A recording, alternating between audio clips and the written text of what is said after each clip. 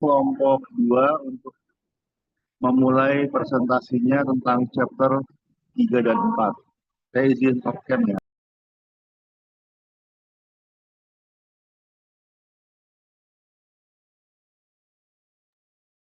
Ya Pak, saya izin memulai. Baik, selamat siang menuju sore Pak Imam Syaluddin dan teman-teman semuanya.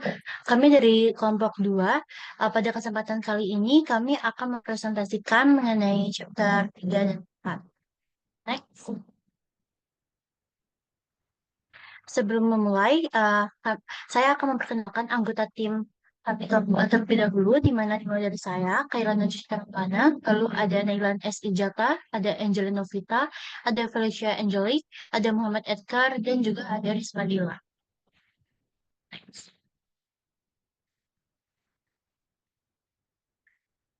Baik, selanjutnya saya akan menjelaskan mengenai chapter 3 yang membahas mengenai the role of marketing in strategic planning.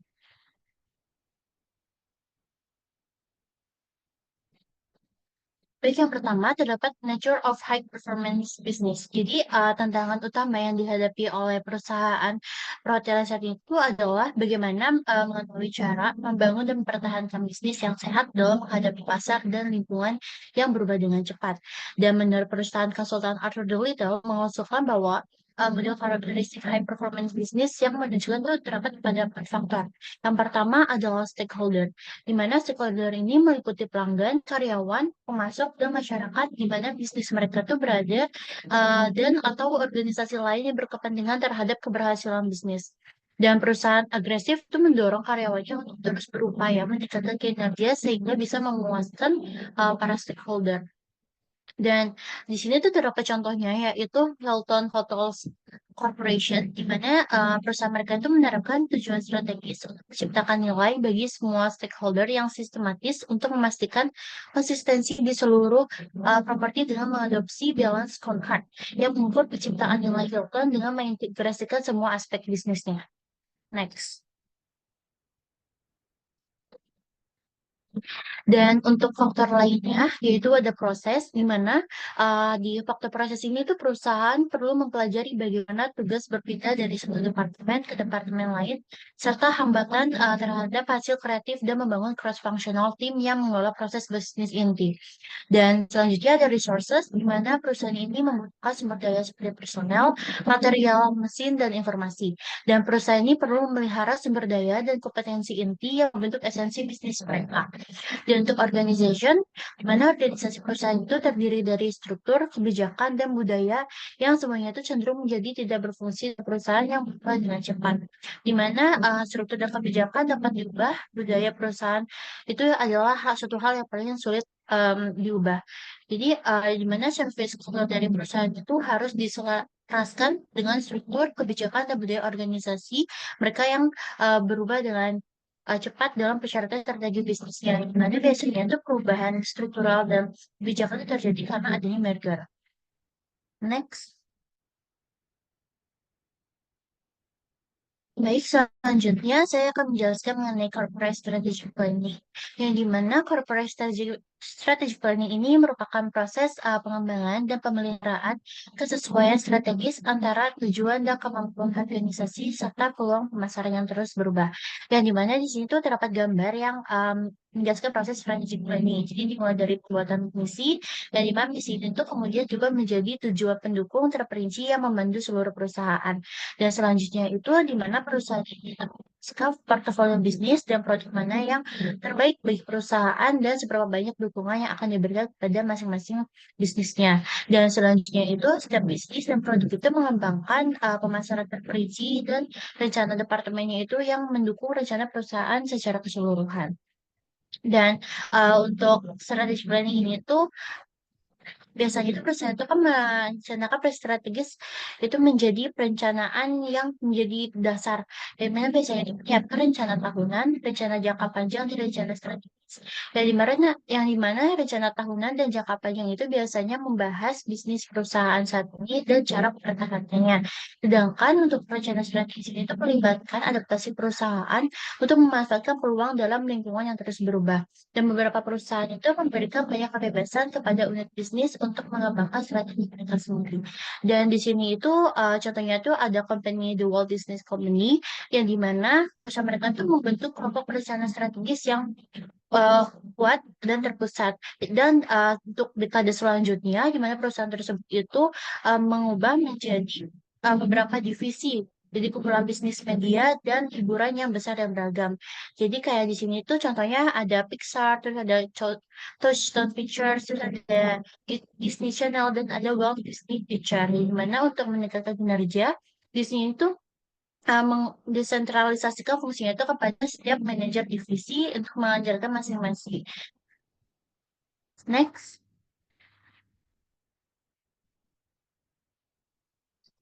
Nah, tahap pertama dari strategic planning itu kan yang pertama adalah menentukan misi. Jadi apa sih itu corporate mission? Di mana corporate mission statement ini merupakan sebuah panduan yang memberikan semua publik suatu perusahaan suatu tujuan, arah, dan peluang yang sama yang memungkinkan semua orang untuk bekerja secara independen namun kolektif untuk mencapai tujuan organisasi. Nah, contohnya ini ada di mana dalam menentukan misi itu terdapat beberapa hal yang harus diperhatikan. Yang pertama itu adalah menghindari membuat misi terlalu sempit dan harus berorientasi pasar. Contohnya itu ada perusahaan Ritz-Carlton di mana di sini itu uh, perusahaan mereka itu memiliki misi yang berorientasi pasar, yaitu dia isinya adalah kami menciptakan pengalaman Ritz-Carlton yang menyegarkan indera, menanamkan kesejahteraan, dan memenuhi bahkan keinginan dan kebutuhan tamu kami yang tidak terungkapkan. Nah, selanjutnya untuk membentuk misi itu harus realistis dan tidak over promising. Di mana contohnya itu di sini tuh ada Thai Airlines di mana kalau misalkan dia bilangnya misinya itu sebagai maskapai terbesar di dunia kan berarti dia itu over promising kan karena tidak sesuai dengan faktanya. Nah, selanjutnya untuk McDonald's uh, di mana di sini tuh bahwa misinya ini harus mendasarkan misi pada kompetensi khasnya. Jadi, contohnya kayak McDonald's itu kan dia kayak ada di Indonesia, di mana dia menerapkan restoran yang ikut berinisiatif atau berpartisipasi dalam perlanjutan kayak mengadakan restoran yang menggunakan pembangkit listrik tenaga surya. Tapi bahwa McDonald ini harus tetap menekankan misinya itu sesuai dengan keunggulan uh, kompetensi dari yang dijual lagi itu dari produknya kayak makanan-makanannya bukan dimulai kepada dalam inisiasi keberlanjutan tersebut. Nah, terus selanjutnya bahwa misi itu tuh harus memotivasi berbagai pihak, terutama karyawan. Jadi contohnya itu kayak di sini perusahaan The Pizza yang dimana di balik ceritanya itu terdapat Thomas Monaghan yang mana dia tuh ingin mengantarkan pizza itu uh, ke beberapa rumah dalam waktu yang singkat kayak dalam 30 menit sehingga itu dia memotivasi untuk membangun perusahaan sendiri dengan adanya Domino's Pizza tersebut.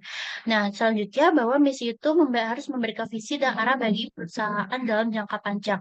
Contohnya di sini ada perusahaan Mandarin Oriental The Hotel Group, di mana perusahaan tersebut itu menggambarkan visinya sebagai perusahaan yang menyenangkan dan memuaskan tamunya, serta berkomitmen untuk membuat perbedaan setiap hari dan terus meningkatkan diri untuk tetap menjadi yang teratas.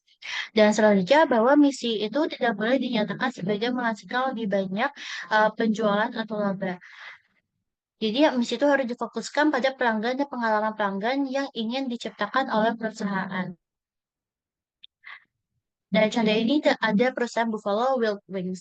Jadi pernyataan misi dan visi itu harus diikuti oleh artikulasi nilai-nilai perusahaan yang merupakan serangkaian prioritas perusahaan dan standar perilaku kelembagaan. Next.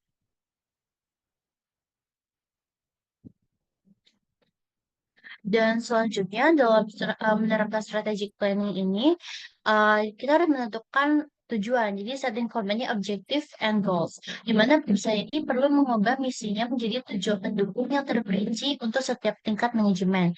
Jadi setiap manajer harus menciptakan tujuannya dan bertanggung jawab untuk mencapainya. Setiap strategi pemasaran yang luas itu harus didefinisikan secara lebih rinci untuk mendukung tujuan pemasaran.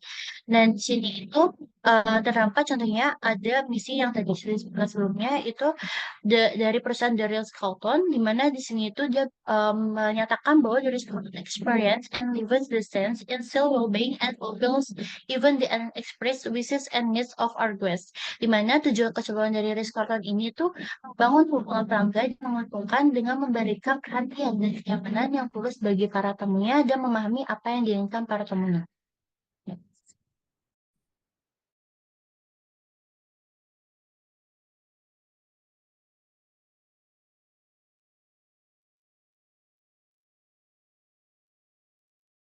Oke, selanjutnya yaitu ada designing the business portfolio.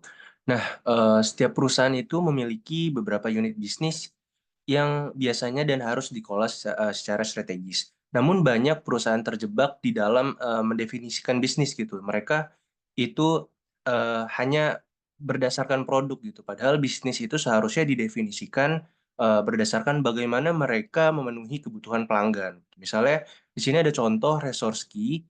Nah, saat ini Resorski itu tidak hanya menjual tiket ski, tapi juga menawarkan berbagai pengalaman lain seperti konser dan program anak-anak gitu. Oleh karena itu, definisi bisnis sendiri itu harus fleksibel dan menyesuaikan dengan kebutuhan pasar. Boleh next.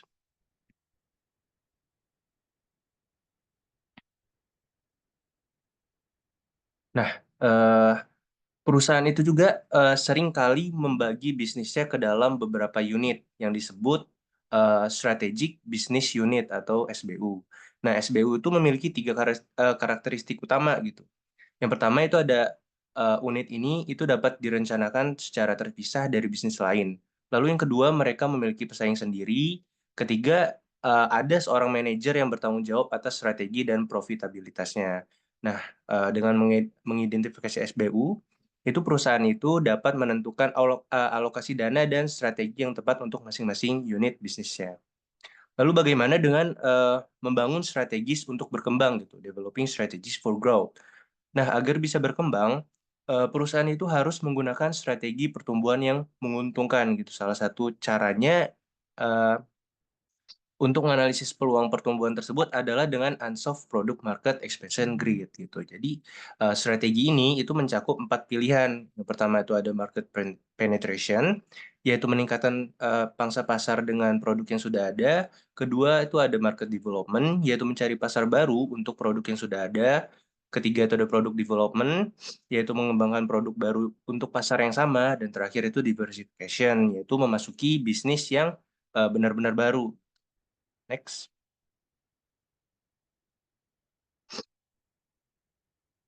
Oke, selanjutnya diversification growth atau dari artinya sendiri itu kita sebagai perusahaan itu melakukan penganeka-ragaman atau menghindari ketergantungan pada satu lini usaha gitu, juga bisa gitu.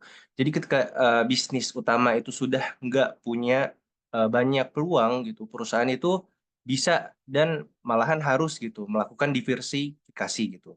Nah, ada 3 jenis diversifikasi. Yang pertama itu ada concentric diversification, yaitu masuk ke bisnis baru yang masih memiliki hubungan teknologi atau pemasaran dengan bisnis utama kita. Kedua itu horizontal diversification, yaitu menambah produk baru yang berbeda, tetapi masih menarik bagi pelanggan saat ini yang udah ada.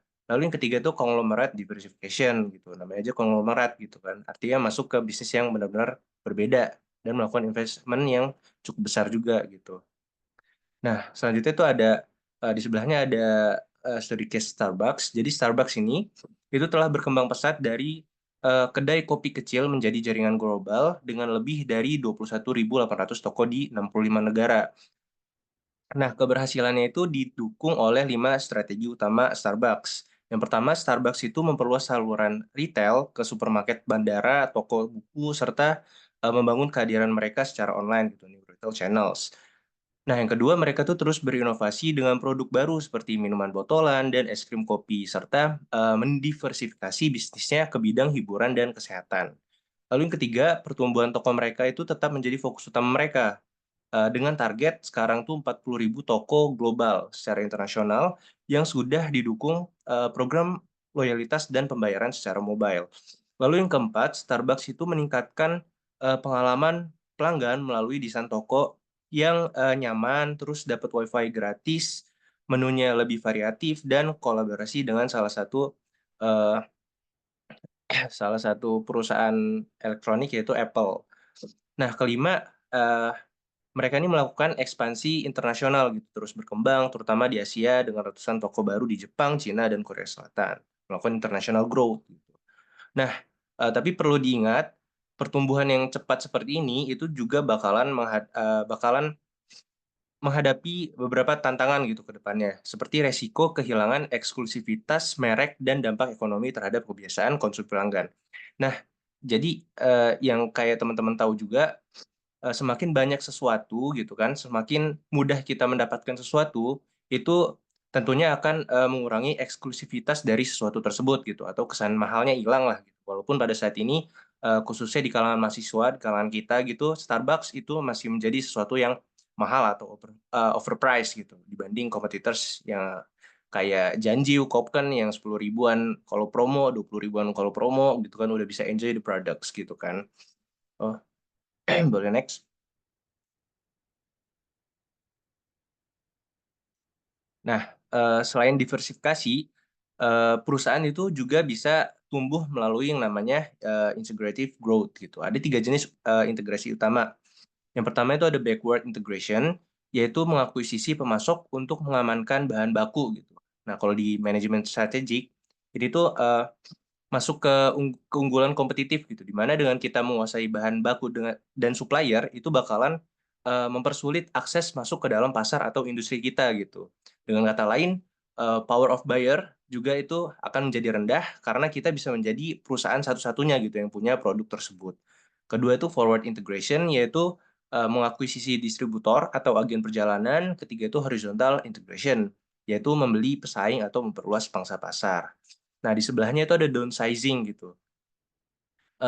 Terkadang strategi terbaik itu bukanlah ekspansi gitu. Kalau misalkan teman-teman ada yang main trading saham gitu kan, cut loss itu juga termasuk investasi gitu kan. Kita jangan mikir profit mulu aja gitu.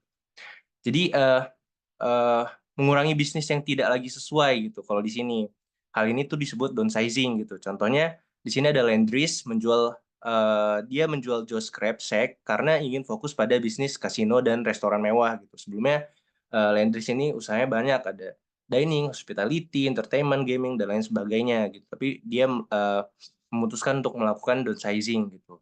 Karena mereka menganggap perusahaan itu bisa lebih efisien dan berfokus pada strategi jangka panjang yang tentunya lebih menguntungkan. Boleh next.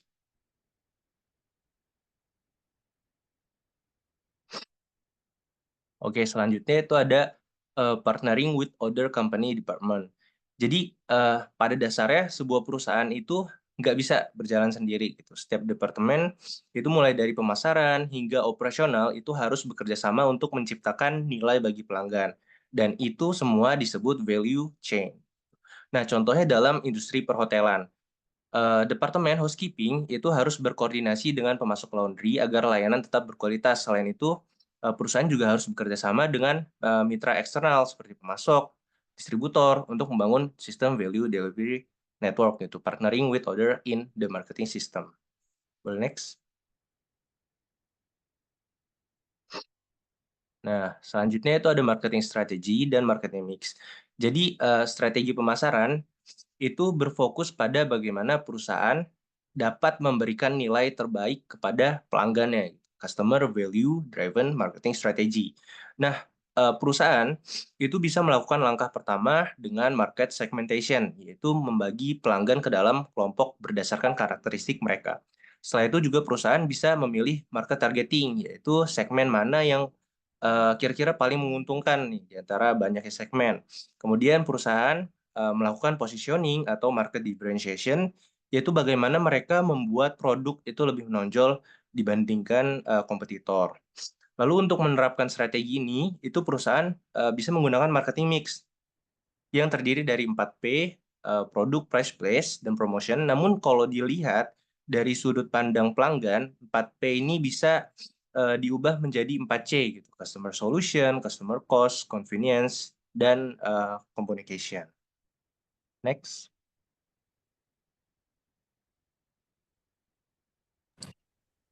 Oke, tadi kan udah dijelasin mengenai marketing. Jadi selain jago di marketing, perusahaan itu harus juga pintar ngatur manajemennya.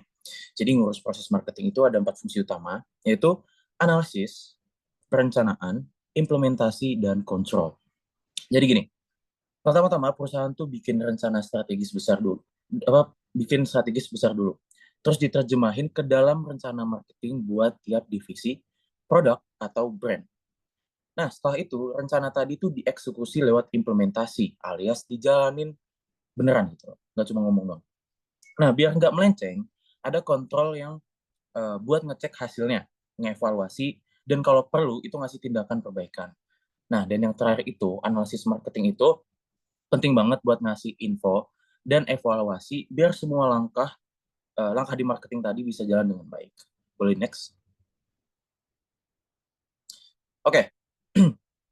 Jadi ngatur fungsi marketing itu dimulai dengan menganalisis situasi perusahaan secara keseluruhan. Caranya gimana sih? Ya sudah jelas, kita pakai analisis SWOT. Jadi kita ngecek strength, weaknesses, opportunities, dan threats-nya. Jadi penjelasan simpelnya gini, strength itu kelebihan dari perusahaan, sumber daya, atau faktor positif yang bisa ngebantu perusahaan untuk mencapai tujuan mereka lah.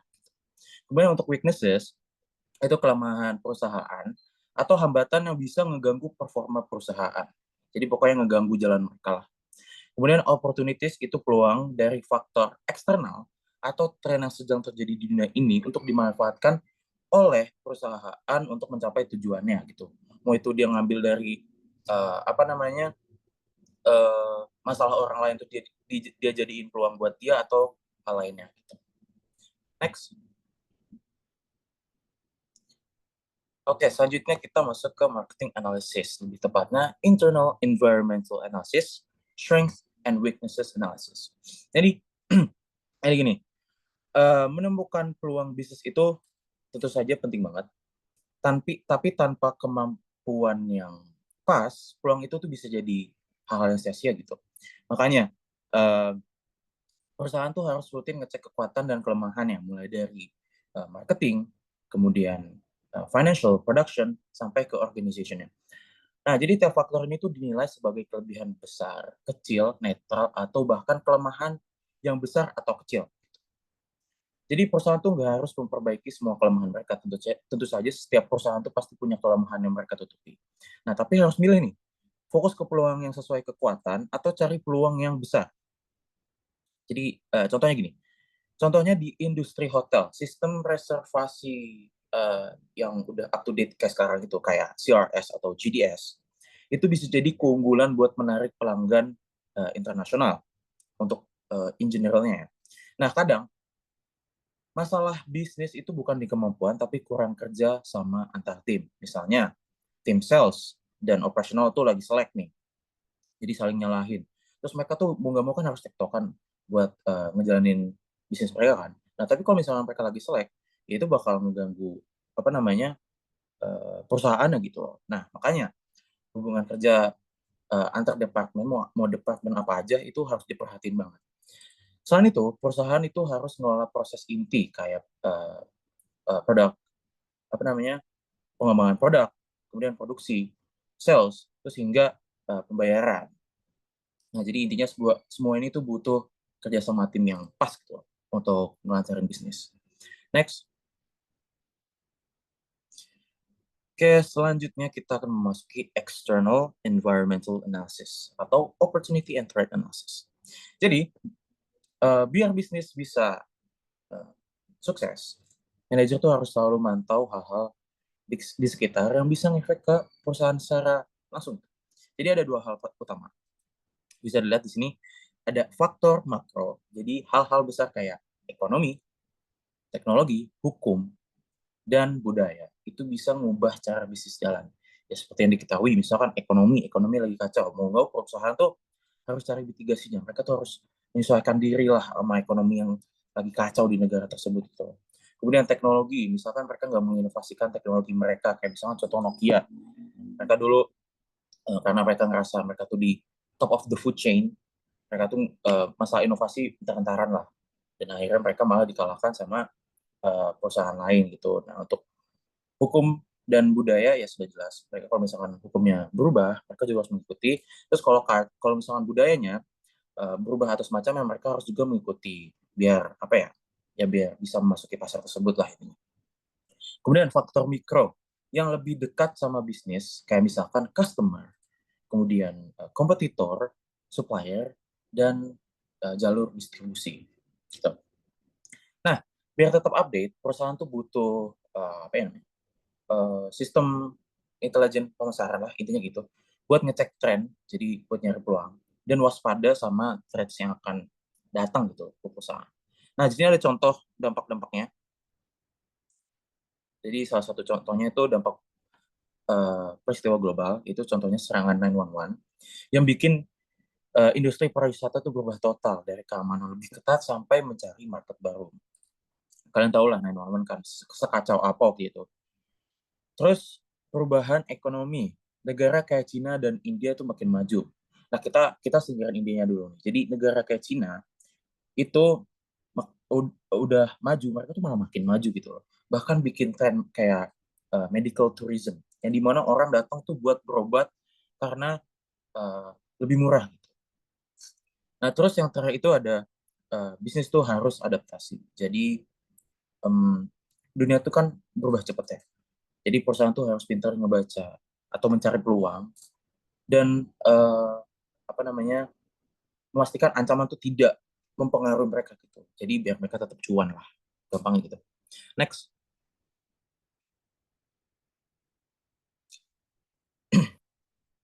Oke, jadi setelah bikin misi bisnis dan analisis SWOT atau SWOT, langkah selanjutnya itu menentukan tujuan dan strategi yang mau kita capai gitu, mau dicapai perusahaan gitu.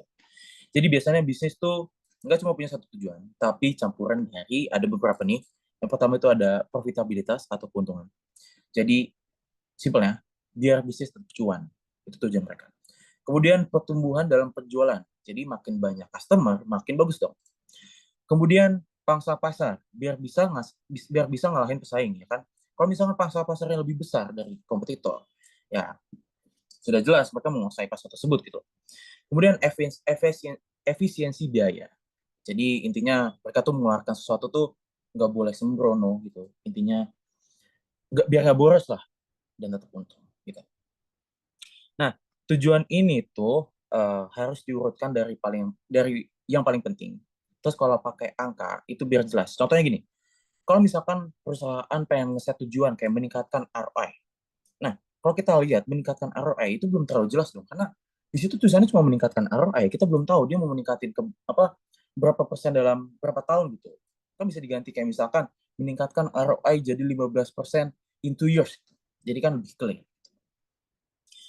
Nah, setelah itu kita masuk ke strateginya. Di sini ada 3 ya di bagian kanannya. Jadi ini 3 strategi utama bisnis dari Michael Porter. Jadi yang pertama itu ada cost leadership. Jadi fokus bikin harga paling murah di pasar. Contohnya Red Lobster. Red Lobster itu yang punya supply chain sendiri buat neken biayanya.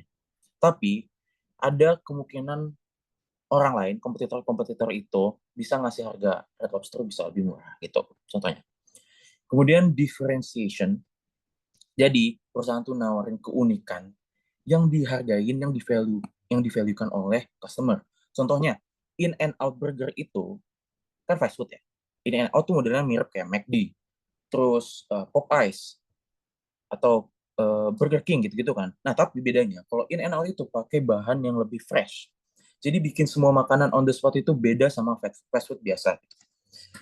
Kemudian fokus, selanjutnya itu fokus. Jadi perusahaan tuh nggak usah kejar pasar yang besar, tapi fokus ke segmentasi tertentu. Misalnya food truck yang jualan makanan khas di kota-kota besar, atau last minute yang khusus buat orang-orang fleksibel dan bisa apa ya? Bukan orang yang suka pergi jauh-jauh dan pengen gampang gitu. Intinya gitu. Next. Oke, selanjutnya kita masih di marketing analysis ya. Oke, jadi di sini bisa dilihat marketing planning. Jadi ini tuh nentuin strategi marketing untuk mencapai tujuan bisnis melalui analisis SWOT, kemudian target pasar dan juga baruan dari marketingnya. Nah, rencana ini itu mencakup program aksi serta metode pengawasan untuk memastikan efektivitas strategi. Itu untuk marketing planning. Kemudian implementation itu, strategi yang baik itu harus didukung oleh komunikasi yang jelas, sumber daya yang menandai, dan karyawan yang memahami serta menjalankan strategi dengan efektif. Kemudian last but not least, ada feedback and control. Jadi perusahaan itu harus memantau hasil dan menyesuaikan strategi biar bisa nyesuaiin sama perubahan lingkungan bisnis biar tetap kompetitif dan bisa mempertahankan posisi di pasar. Next. Oke, yang terakhir adalah measuring and managing return on marketing investment. Jadi, ROI. Dulu tuh banyak marketer asal-asalan buat menghabisin anggaran besar buat strategi marketing tanpa mikirin ini tuh profit or loss. Nah, tapi sekarang di era ekonomi yang cukup ketat, cukup strict, semua harus dihitung dengan jelas. Jadi, apa itu marketing ROI? Jadi, marketing ROI atau return on investment itu intinya ngukur seberapa besar keuntungan yang dihasilkan dari investasi pemasaran. Caranya gimana? Hitung laba bersih dibandingkan biaya pemasaran yang dikeluarkan. Kemudian, tantangan dalam mengukur ROI. Banyak perusahaan mulai pakai sistem ini, tapi cuma sedikit yang benar-benar mengukur dengan baik. Masalahnya, susah banget nentuin metrik yang pas dan dapetin data yang akurat. Nah, selanjutnya, solusi. Dashboard marketing. Nah, sekarang tuh ada tools kayak marketing dashboard yang ngasih data real time buat ngemantau performa pemasarannya. Contohnya di industri hotel dan restoran ada software yang bisa ngecek rating online, kemudian advertisement effectivity, kemudian ada analisis sentimen customer-nya. Nah, kan kalau misalnya ada teknologi ini, perusahaan tuh bisa lebih pintar gitu loh, lebih pintar buat ngelola pasar mereka sendiri dan untuk memastikan tuh uangnya keluar dengan uangnya tuh benar-benar balik gitu, jadi bisa balik modal gitu lah, jadi nggak ngeluarin banyak uang tapi loss, tapi bisa profit juga. Guys, boleh di next. Oke, sekarang kita akan beralih ke chapter 4 tentang marketing environment. Lingkungan pemasaran adalah segala faktor eksternal yang mempengaruhi kemampuan perusahaan untuk membangun dan mempertahankan hubungan baik dengan pelanggan. Tentunya lingkungan ini juga menghadirkan peluang sekaligus ancaman. Perusahaan yang sukses itu adalah perusahaan yang bisa membaca dan beradaptasi dengan perubahan lingkungan. Dan pemasar yang baik adalah yang bisa membaca tren dan mencari peluang. Mereka menggunakan marketing intelligence untuk mengumpulkan informasi, berinteraksi langsung dengan pelanggan, dan mempelajari pesaing. Tujuannya apa?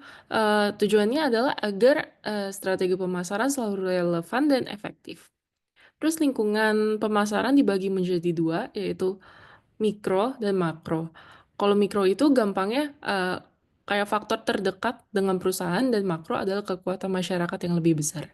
Boleh di next?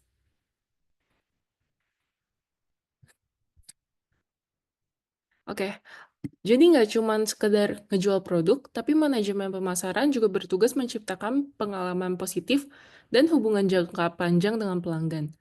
Ketika pelanggan ngerasa mendapatkan nilai yang sepadan atau bahkan lebih dari yang mereka bayar, tentunya mereka akan puas kan. Dan kepuasan ini tuh yang mendorong loyalitas customer dan pembelian berulang. Terus perusahaan nggak bisa kerja sendiri kan tentunya, dan kolaborasi yang baik dengan supplier, intermediaries, customers, and publics itu sangat penting untuk menciptakan sistem penyampaian nilai yang efektif.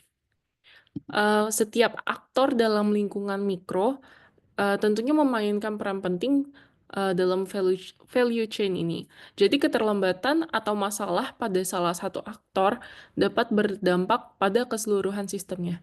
Uh, Sistem penyampaian nilai yang efisien dan efektif tentunya akan memastikan pelanggan mendapatkan produk atau layanan yang tepat pada waktu yang tepat dengan harga yang tepat juga.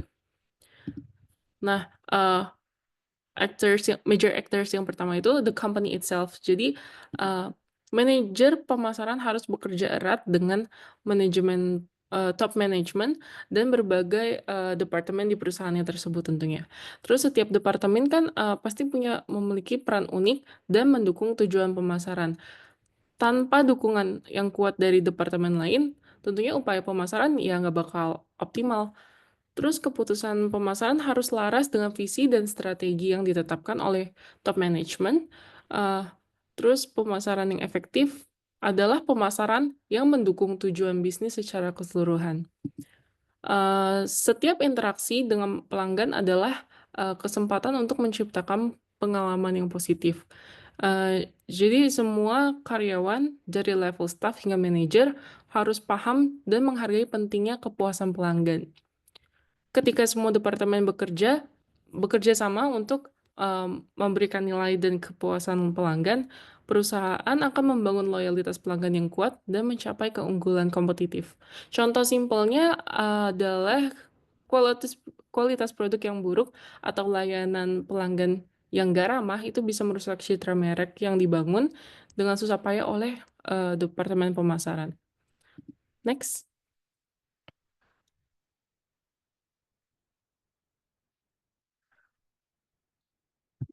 Lanjut ada existing competitors. Jadi pesaing adalah bagian yang nggak bisa dipisahin dari lingkungan bisnis kita. Memahami kekuatan dan kelemahan mereka itu adalah langkah pertama yang harus kita lakukan untuk membangun strategi yang efektif. Tujuan utamanya adalah menjadi pilihan utama pelanggan. Untuk itu, kita harus memahami apa yang penting bagi mereka dan memberikan nilai yang lebih baik daripada pesaing kita. Strategi harus disesuaikan dengan ukuran dan posisi perusahaan. Contohnya kayak perusahaan besar itu bisa memanfaatkan skala ekonomi, kalau perusahaan kecil bisa memanfaatkan fleksibilitas responsif terhadap tren lokal juga. Nah, dengan memantau pangsa pasar, kita dapat mengetahui seberapa baik kita bersaing dan mengidentifikasi area di mana kita perlu meningkatkan kinerja. Penting untuk memiliki pandangan yang luas tentang siapa pesaing kita juga.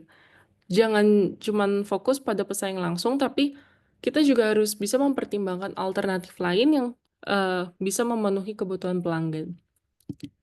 Terus membangun loyalitas pelanggan yang sejati tentunya dibutuhkan lebih dari sekedar memberikan produk atau layanan yang memuaskan. Jadi kita harus menciptakan hubungan emosional dengan pelanggan dan membuat mereka merasa dihargai. Nah, ada 4 tingkat pesaing. Yang pertama, produk atau layanan serupa dengan harga serupa. Yang kedua, semua perusahaan dengan produk sejenis. Yang ketiga, semua perusahaan dengan layanan sejenis. Yang keempat, semua pilihan pengeluaran konsumen. Boleh di next.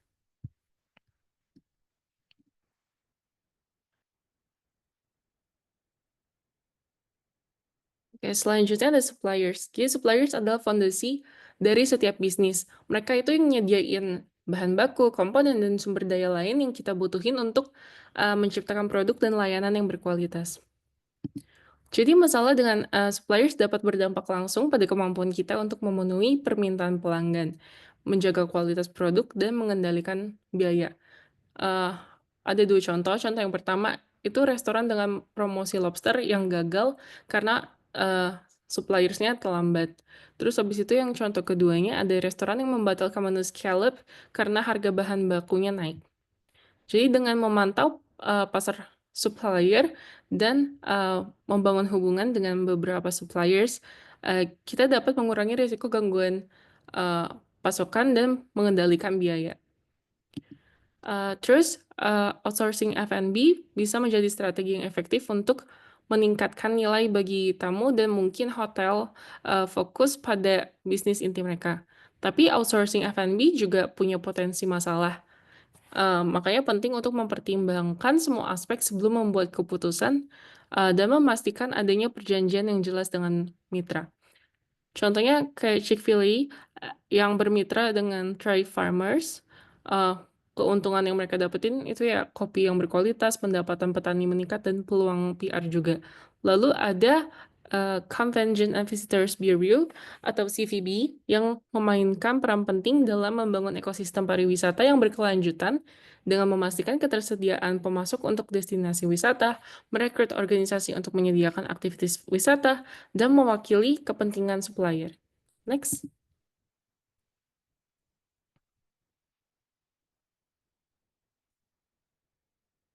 Oke, lanjut ke marketing intermediaries. Jadi, marketing intermediaries bertindak sebagai jembatan antara perusahaan dan pelanggan. Mereka memiliki pengetahuan pasar, jaringan distribusi, dan keahlian pemasaran yang dapat membantu kita menjangkau audiens yang lebih luas dan meningkatkan penjualan. Berbagai jenis perantara pemasaran melayani segmen pasar yang berbeda dan tentunya menawarkan berbagai layanan juga. Makanya penting untuk memilih perantara yang tepat, yang sesuai dengan target pasar dan tujuan bisnis kita. Contohnya tuh kayak agen perjalanan, operator tour, perwakilan hotel, dan OTA atau online travel agency. Jadi OTA telah mengubah cara orang merencanakan dan memesan tiket perjalanan.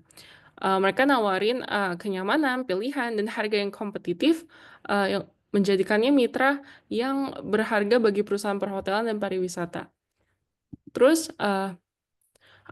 zaman sekarang kan teknologi udah berkembang juga, internet juga makin berkembang. Jadi internet telah memungkinkan perusahaan untuk berhubungan langsung dengan pelanggan, jadi nggak ada perantara lagi kayak dulu.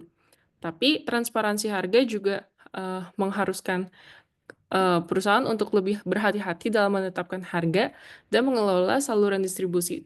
Karena dengan internet, customers lebih gampang untuk membandingkan harga. Terus hubungan yang kuat dan saling menguntungkan dengan perantara adalah kunci dari keberhasilan bisnis. Kita harus kerjasama untuk memahami kebutuhan pelanggan, mengembangkan strategi pemasaran efektif, dan menciptakan nilai bagi semua pihak. Lalu ada agensi pemasaran yang dapat membantu kita mengembangkan kampanye iklan yang efektif, meningkatkan hubungan masyarakat, dan menjangkau target pasar yang tepat. Ada juga financial intermediaries yang memainkan peran penting dalam membantu kita mengelola keuangan dan mengurangi resiko. Membangun hubungan yang kuat dengan bank dan perusahaan asuransi itu juga penting untuk stabilitas keuangan bisnis kita. Boleh di next. Sekarang kita masuk ke customers. Jadi ada 5 jenis pasar. Yang pertama pasar konsumen, itu individu dan rumah tangga untuk rekreasi, kebutuhan medis atau acara. Terus ada pasar bisnis, perusahaan yang membeli layanan untuk perjalanan bisnis, rapat, dan konvensi. Yang ketiga ada resellers, contohnya kayak operator tour yang membeli layanan untuk dikemas ulang dan dijual kembali. Terus ada pasar pemerintah, itu instansi pemerintah untuk perjalanan dinas dan rapat. Terus ada pasar internasional, itu instansi pemerintah. Oke, next.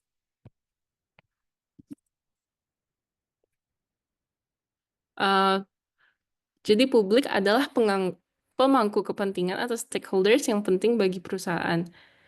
Memahami dan mengelola hubungan dengan publik adalah kunci untuk membangun reputasi yang baik, mendapatkan kedukungan, dan mencapai keberlanjutan bisnis. Setiap jenis publik memiliki kebutuhan, harapan, dan cara berkomunikasi yang berbeda.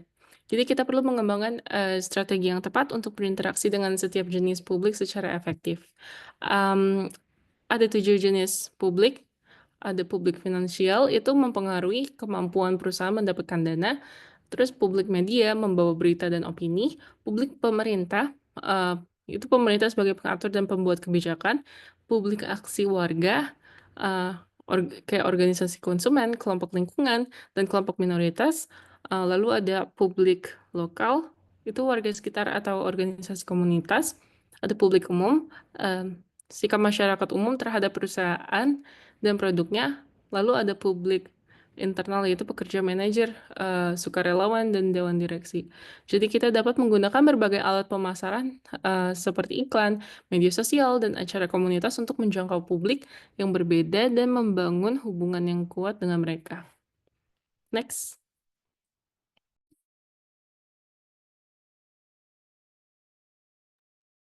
Oke, sebelumnya saya izin off cam karena takut ada kendala jaringan. Kita balik lagi ke materi. Kalau tadi ngebahas micro environment, sekarang kita bahas macro environments.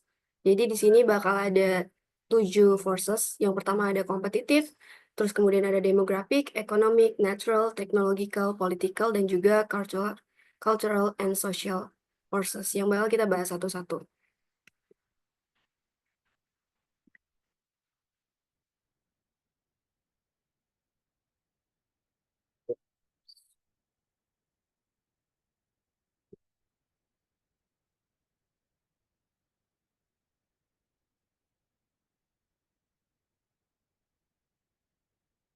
Oke, selanjutnya ini yang pertama kita bahas competitors dulu. Jadi di sini tuh sebenarnya kita ngomongin soal industri hospitality itu kompetitif banget gitu. Ketika kita punya hotel gitu atau restoran, pasti kan ada bisnis lain yang bersaing juga sama kita kan. Terus juga mengenai barriers to entry, barriers to exit gitu. Kayak seberapa sulit sih bisnis baru itu masuk gitu. Kalau hotel misalnya, hotel kan biasanya punya entry barriers yang tinggi ya, karena modalnya kan cukup besar. Terus sedangkan restoran itu lebih gampang masuk, maka persaingannya lebih ketat gitu. Selain itu ada yang namanya future competitors, jadi kadang kompetitor tuh nggak kelihatan sekarang, tapi bisa tiba-tiba muncul dan bikin bisnis kita ya agak goyang gitu. Selanjutnya ada demographic environment. Jadi kalau ngomongin demografi kan itu berarti soal populasi, usia, lokasi, dan gaya hidup ya.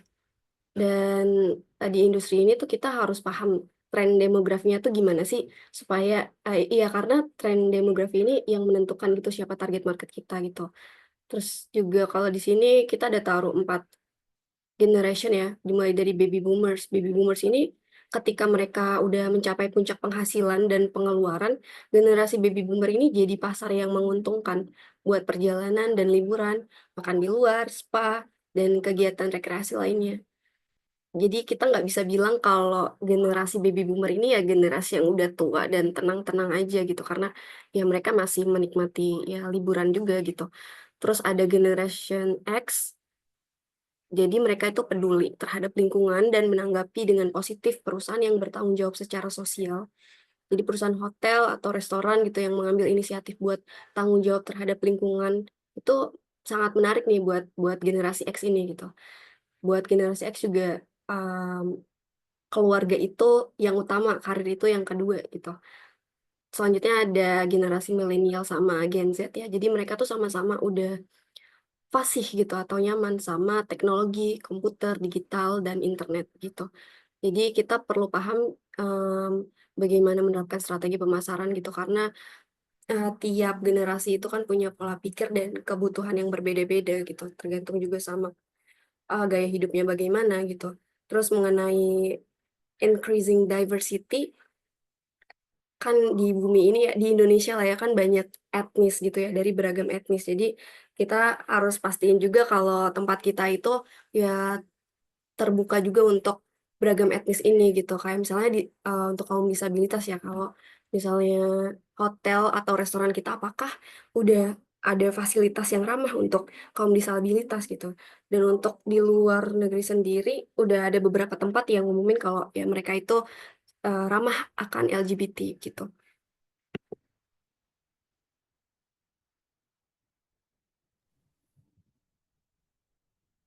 Oke, sekarang saya izin untuk mempresentasikan bagian berikutnya dari makroekonomi sendiri. Jadi yang pertama adalah the changing American family atau bisa kita sebut sebagai tren perubahan dalam berkeluarga. Nah, dulu itu di Amerika sendiri keluarga tradisional itu lebih banyak dibandingkan keluarga non-tradisional. Jadi orang-orang itu lebih prefer buat berkeluarga kayak ya punya 2 anak, punya mobil, punya rumah kayak gitu. Tapi trennya sekarang itu justru semakin banyak orang yang bercerai, menunda pernikahan, atau justru milih buat nggak punya anak gitu. Nah, akibat tren perubahan ini, itu rumah tangga non-tradisional di Amerika itu tumbuh lebih cepat dibandingkan rumah tangga tradisional, berbanding terbalik dengan yang dulu gitu. Nah, di sini ada beberapa hal yang terdampak dari si tren perubahan berkeluarga ini. Yang pertama adalah gaya hidup yang baru.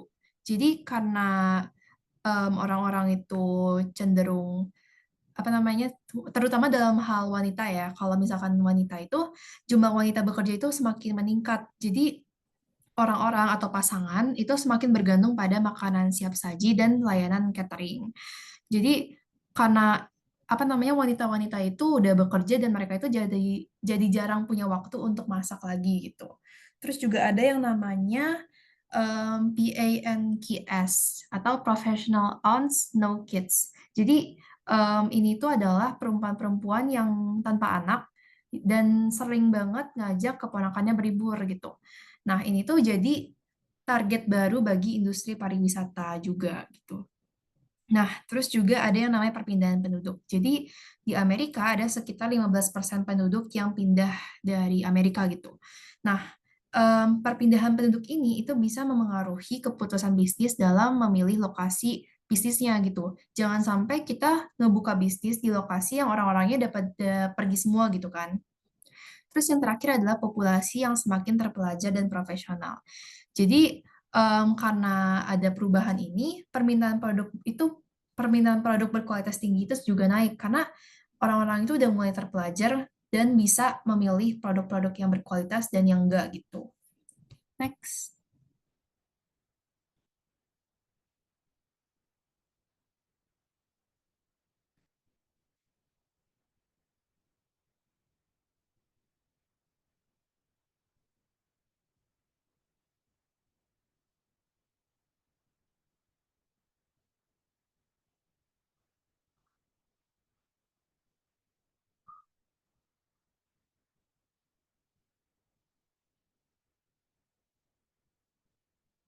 Oke.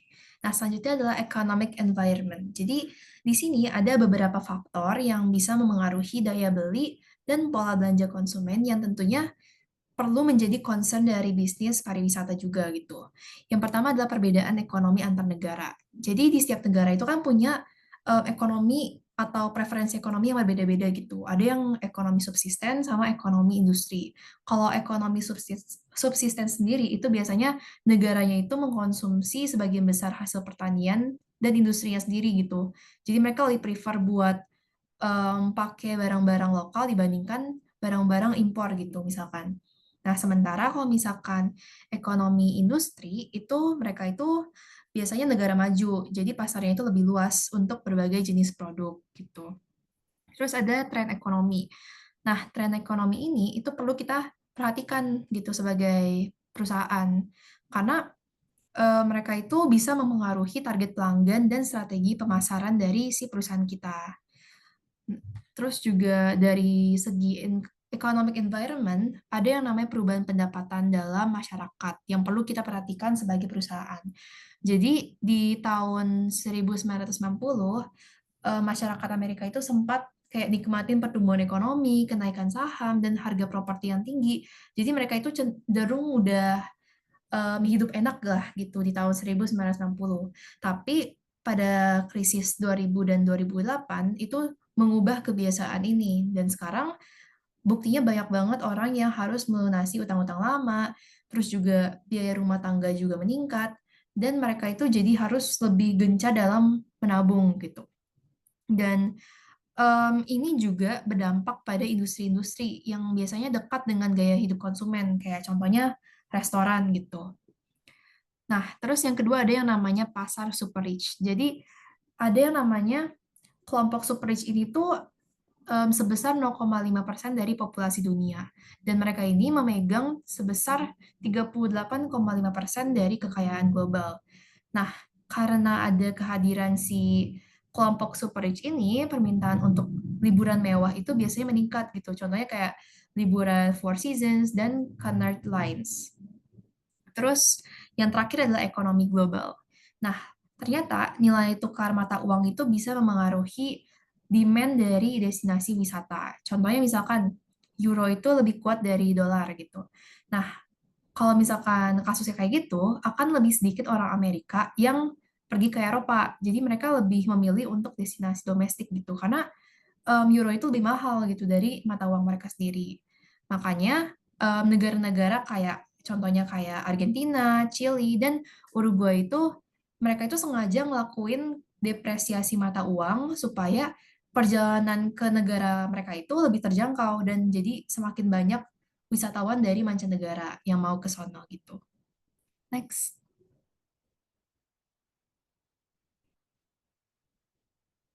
Oke, selanjutnya adalah natural environment. Di sini ada beberapa fokus yang perlu kita perhatikan dalam berbisnis pariwisata. Yang pertama adalah kekurangan sumber daya alam.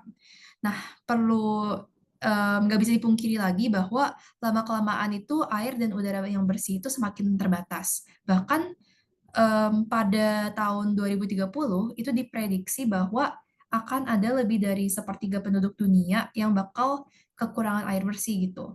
Makanya kita sebagai bisnis pariwisata itu perlu mengelola sumber daya terbarukan maupun yang tidak terbarukan dengan bijak gitu.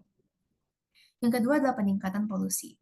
Sampah itu banyak banget mencemari pantai di beberapa destinasi wisata. Apalagi kalau di Indonesia kan lumayan banyak ya destinasi wisata kayak pantai atau wisata-wisata alam. Kayak contohnya di Bali. Itu kan banyak pantai yang bagus-bagus tapi toh tercemar sampah gitu. Nah, ini tuh bisa mengurangi wisatawan dari mancanegara maupun dari lokal gitu, dari domestik. Maka dari itu, perusahaan tuh harus melakukan yang namanya CSR atau Corporate Social Responsibility dan juga perlu melakukan pengelolaan limbah dengan baik. Terus juga dampak pada pariwisata. Jadi polusi, sampah, ataupun mungkin kayak faktor-faktor alam yang lain itu bisa berdampak pada keindahan alam. Contohnya kayak pantai, laut, dan sebagainya. Dan bisa juga berdampak pada tempat-tempat wisata gitu. Contohnya di sini ada kasus dari Maladewa yang dia itu mengalami kerusakan terumbu karang akibat pemanasan laut dari El Nino gitu. Nah, ini kan bisa risky banget ya buat sustainable bisnis kita yang mungkin bergantung banget ke yang namanya keindahan alam. Makanya perusahaan tuh harus berkontribusi dalam menjaga lingkungan dan menerapkan pariwisata yang berkelanjutan. Nah, yang terakhir adalah intervensi pemerintah. Jadi, nggak cuma dari perusahaan kita sendiri, pemerintah itu bisa membantu dalam sustainability bisnis pariwisata. Kayak kita bisa niru negara-negara maju kayak contohnya Jerman, itu mereka itu aktif banget dalam menjaga lingkungannya. Beda banget sama negara-negara yang miskin yang seringkali mereka itu mengabaikan polusi gitu. Karena biasanya kayak mereka itu kurang dana dari pemerintah sendiri gitu. Makanya perusahaan tuh harus lebih peduli terhadap lingkungan dan kayak berharap bisa menemukan teknologi pengendalian polusi yang lebih murah dari biasanya gitu. Next.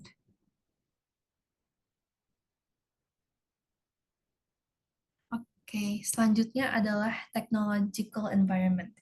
Jadi yang pertama adalah digitalisasi komunikasi, digital komunikasi. Nah, di mana sekarang ini internet wireless itu bisa memungkinkan kita untuk interaksi audiovisual. Contohnya kayak gini gitu, kayak konferensi Zoom meeting. Jadi kita nggak perlu secara langsung ketemu di kampus, tapi bisa tinggal menggunakan internet dan bisa langsung kehubung secara daring gitu. Terus selain itu, dokumen tuh bisa ditanda tangan atau dikirim melalui email. Jadi kalau misalkan kita ada tugas yang perlu tanda tangan, itu kita nggak perlu ketemu secara langsung, tapi bisa langsung ditanda tangan atau diedit melalui email. Terus juga bisnis sekarang ini juga menjadi lebih cepat melalui platform LinkedIn atau Facebook yang bisa menghubungkan orang-orang secara profesional gitu. Nah, selanjutnya adalah inovasi industri. Dalam segi industri sendiri ada yang namanya interactive customer experience. Jadi ini tuh kayak experience kayak misalkan tamu hotel bisa akses layanan pakai tablet atau HP gitu. Biasanya itu di hotel-hotel itu suka disediain layar untuk bisa digunakan oleh para tamu buat menggunakan layanan dari hotel tersebut. Terus juga sekarang check-in hotel juga biasanya nggak pakai front desk gitu. Mereka bisa check-in online lewat gadget masing-masing juga. Bahkan ada satu hotel di Jepang namanya Hotel Henna, itu mereka itu pakai robot front desk gitu, jadi nggak pakai orang sama sekali, sekaligus mereka juga pakai teknologi pengenalan wajah untuk akses kamar, jadi nggak pakai kunci atau tap kartu lagi. Selanjutnya adalah efisiensi. Nah, efisiensi sendiri, untuk meningkatkan efisiensi ada yang namanya RFID chips yang biasa digunakan dalam handuk dan barang-barang hotel gitu. Nah, itu gunanya apa sih? Gunanya itu untuk para manajemen hotel ini untuk melacak inventory dan mencegah adanya pencurian barang di hotel. Terus juga ada Cafe Panera yang mereka itu pasang kios iPad gitu di setiap meja makannya. Nah, itu biasa untuk agar pemesanan itu lebih cepat gitu, jadi mengurangi antrian yang panjang. Terus untuk tantangan, perusahaan itu harus ngadopsi teknologi-teknologi yang baru. Dan biasanya itu teknologi baru ini itu mahal ya. Tapi sebenarnya itu walaupun biayanya cukup mahal, teknologi yang terbaru ini tuh bisa menjaga perusahaan itu agar lebih kompetitif dan bisa menambah value added dibandingkan perusahaan-perusahaan lainnya. Ditambah tantangan dari perusahaan yang ingin menerapkan teknologi juga, itu mereka harus melatih para tamu gitu, untuk menggunakan teknologi-teknologi yang baru juga. Next. Oke, selanjutnya adalah political environment. Nah, dalam segi political environment ada beberapa hal. Yang pertama adalah peningkatan regulasi. Nah, guna menjaga keamanan produk, pemerintah itu biasanya akan semakin ketat dalam standar keamanan mereka. Contohnya kayak standar keamanan makanan atau sebagainya. Terus juga selain itu, pajak itu juga bisa berpengaruh dalam pariwisata.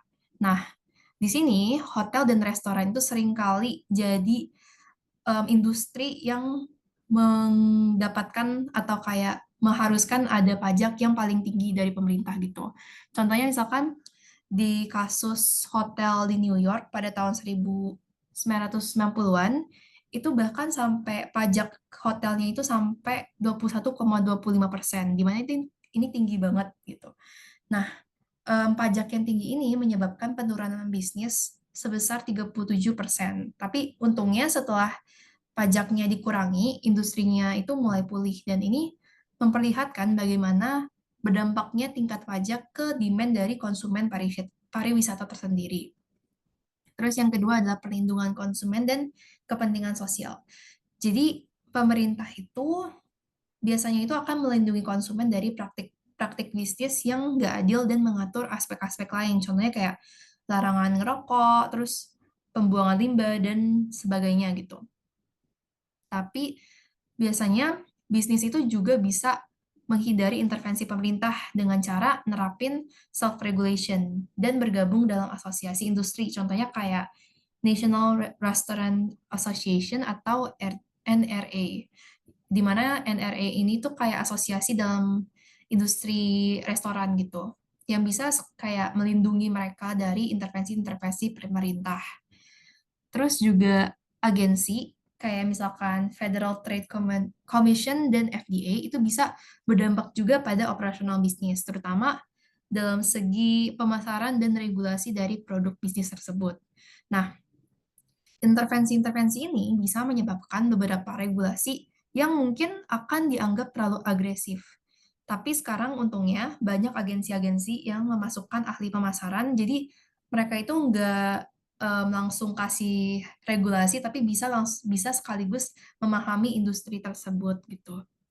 Selanjutnya adalah politik internasional. Nah, dalam kasus perusahaan internasional, biasanya perusahaan hospitality itu ada kemungkinan terkena boykot atau ancaman akibat ketegangan politik. Di sini ada beberapa strategi untuk menghadapi boykot. Yang pertama adalah menunjukkan keterikatan lokal. Contohnya kayak misalkan McDonald gitu, McDonald di Indonesia. Mereka bisa kayak lebih menunjukkan lokal mereka gitu, kayak menampilkan staff dengan pakaian tradisional atau kasih atau membuat menu-menu lokal lainnya gitu. Selanjutnya adalah hindari kontroversi dengan mereka itu jangan menanggapi pers yang berseberangan atau sekiranya bisa menjatuhkan mereka gitu. Selanjutnya ada gunakan PR yang profesional untuk menangkal informasi-informasi yang salah gitu kok. Soalnya kalau misalkan kita PR-nya kurang profesional, siapa tahu itu bisa kayak informasi-informasi perusahaan tuh bisa terbocor gitu. Dan itu bisa jadi pedang bermata dua bagi bisnis kita juga. Nah, yang keempat adalah bersabar. Karena biasanya isu-isu politik itu akan semakin mereda seiring waktunya gitu. Next. Oke, yang terakhir adalah cultural environment. Nah, yang pertama itu ketahanan dalam nilai kultural. Jadi perusahaan itu harus memahami nilai-nilai inti, di mana nilai-nilai inti itu kayak keyakinan yang lebih bertahan lama dan biasanya itu kayak diwariskan gitu. Contohnya kayak kerja keras, kejujuran gitu. Dan juga nggak cuma nilai-nilai inti, kita juga harus memahami nilai-nilai sekunder atau keyakinan yang lebih fleksibel dan bisa berubah-ubah seiring berjalannya waktu. Nah, perbedaan dalam nilai inti dan sekunder di setiap negara itu bisa atau harus menjadi fokus utama dari perusahaan. Karena ya kita sebagai perusahaan itu harus menyesuaikan bisnis kita dengan nilai-nilai mereka gitu. Nah, selain itu, kita juga perlu beradaptasi dengan norma budaya lokal. Contohnya, Hyatt Hotel Singapura. Nah, dia itu awalnya itu nggak menerapkan yang namanya Feng Shui. Jadi, bisnisnya itu jadi nurun gitu karena itu. Nah, tapi setelah direnovasi, bisnis itu jadi membaik. Makanya penting banget untuk mengenal nilai setiap negara yang ingin dituju sebelum masuk sebagai bisnis gitu. Selanjutnya adalah peningkatan fokus pada tanggung jawab sosial dan etika. Nah, dari segi tanggung jawab sosial dalam bisnis, itu bisnis perlu fokus pada kepentingan jangka panjang, nggak cuma jangka pendek yang pada akhirnya bisa merugikan bisnis di masa depan.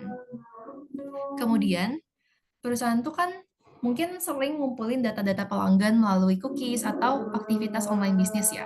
Nah, ini tuh bisa mungkin disalahgunakan oleh pihak perusahaan. Makanya, kita itu perlu benar-benar menjaga dan bijak dalam menggunakan data pelanggan. Lalu ada yang namanya kelompok kepentingan yang bisa hadir sebagai pengawas dari bisnis kita.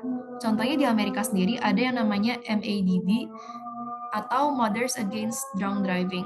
Nah, kelompok ini itu biasanya memperketat regulasi minuman beralkohol di restoran untuk mengurangi kecelakaan akibat mabuk gitu. Nah, dari segi cost related marketing, perusahaan tuh bisa mengaitkan produk mereka dengan donasi untuk kayak tujuan sosial gitu. Hal ini bisa dari segi positifnya itu bisa membangun citra positif dan mendukung kegiatan sosial ya. Tapi secara kontranya ini tuh bisa berpotensi dalam mengeksploitasi daripada benar-benar ikhlas memberikan gitu. Nah, di sini ada salah satu contoh penerapan donasi sosial, itu adalah dari BJ's Restaurant, yang mereka itu menyumbangkan sebagian dari penjualannya untuk Cystic Fibrosis Foundation. Next.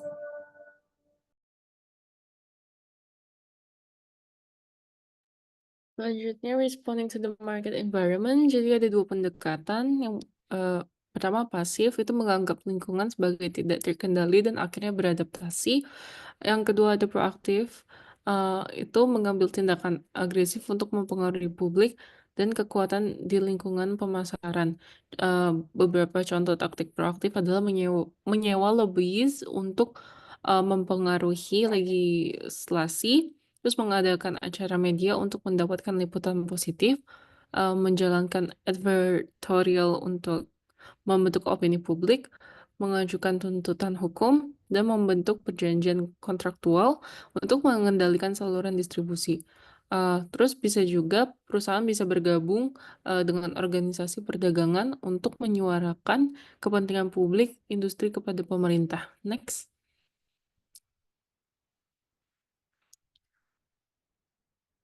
Oke, ada juga yang namanya pemindaian lingkungan atau environmental scanning, itu proses sistematis untuk memantau dan menganalisis lingkungan.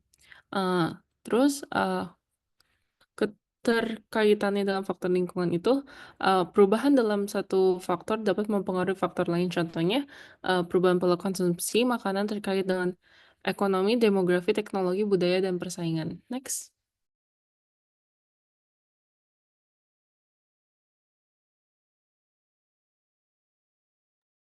Baik, selanjutnya kami akan membahas mengenai study case, sehingga kita mengambil perusahaan Ancol dan dikaitkan dengan sektor yang kita pilih, yaitu daerah atau tempat rekreasi. Next. Baik, selanjutnya saya akan menjelaskan mengenai penerapan karakteristik high performance business yang diterapkan oleh perusahaan Ancol. Yang dimana pertama itu ada stakeholders, di mana perusahaan Ancol ini itu bekerjasama dengan Pemprov DKI Jakarta untuk pengembangan kawasan Ancol. Lalu yang kedua itu mengembangkan berbagai atraksi rekreasi untuk meningkatkan pengalaman pengunjung. Seperti yang kita ketahui bahwa Ancol itu selalu kayak update inovasi-inovasi baru mengenai tempat rekreasinya. Kayak misalkan kemarin Ancol mengadakan Jakarta Berkeliling, di mana di situ Jakarta Berkeliling ini mengenalkan berbagai macam burung kepada para pengunjungnya. Terus selanjutnya bahwa dari stakeholder ini karyawan perusahaan Ancol ini selalu menerapkan budaya kerja yang mendukung kolaborasi dan inovasi. Untuk karakteristik yang kedua, itu ada proses, di mana perusahaan nasional ini menerapkan teknologi dalam sistem tiket online dan aplikasi mobile untuk meningkatkan efisiensi operasional. Di mana kita sudah ketahui bahwa kalau misalnya kita kayak mau beli tiket Dufan, itu kan sekarang udah mudah ya, nggak perlu langsung onsite ke sana, tapi kita udah bisa lewat online, kayak misalkan kita beli di Traveloka ataupun tiket.com. Nah, terus yang kedua, bahwa perusahaan nasional ini selalu mengembangkan atraksi wisata baru untuk menarik lebih banyak pengunjung. Dan yang ketiga, penerapan green tourism dan keberlanjutan lingkungan dalam pengelolaan kawasan Ancol. Seperti misalnya kayak kita bisa ke Dufan, kan disarankan untuk membawa tumbler sendiri untuk menjaga lingkungan yang lebih bersih lagi. Dan untuk karakteristik yang ketiga itu dari resources, di mana perusahaan Ancol ini selalu mengadakan program pelatihan dan pengembangan karyawan untuk meningkatkan keterampilan dan kompetensi. Lalu yang kedua, itu ada diversifikasi bisnis untuk meningkatkan pendapatan dan mengurangi risiko keuangan. Jadi untuk perusahaan Ancol ini itu tidak hanya ada mengadakan perusahaan yang menjalankan mengenai pariwisata ataupun tempat hiburan, tapi Ancol juga ada perusahaan yang dijalankan di bidang properti, kayak adanya Northland Apartment Ancol dan juga ada Costa Villa Ancol. Lalu yang ketiga, adanya investasi dalam pengembangan wahana baru dan renovasi kawasan wisata. Lalu selanjutnya karakteristik mengenai organization. Jadi perusahaan Ancol ini tuh menerapkan struktur visional di mana setiap unit bisnis memiliki manajemen sendiri yang bertanggung jawab atas pengembangan dan operasionalnya. Jadi untuk unit bisnis yang dijalankan Ancol kayak pariwisata, tempat hiburan dan juga properti itu dijalankan masing-masing dan dikelola dengan baik. Lalu selanjutnya bahwa Ancol ini menerapkan prinsip pariwisata berkelanjutan dengan menjaga lingkungan seperti pengelolaan sampah dan efisiensi energi di kawasan rekreasi. Next.